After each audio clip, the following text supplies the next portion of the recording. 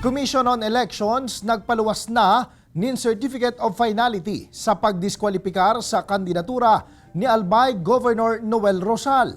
Mga taga-suporta kan gobernador nag-abang sa Kapitolyo tanganing suportaran si Rosal. Uyan report ni Rosie Nieva.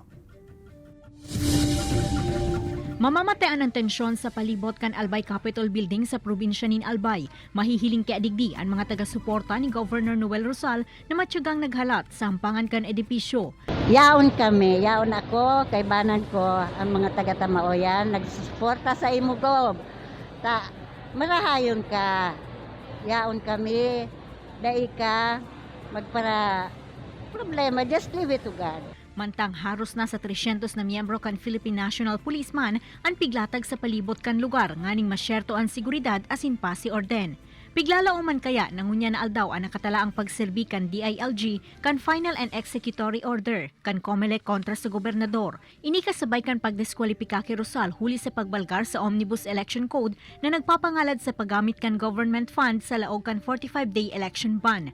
Kanakalihis na si Mana, kanagpaluwas din pinal na desisyon ang COMELEC and Bank na nagbabasura sa motion for reconsideration ni Rosal.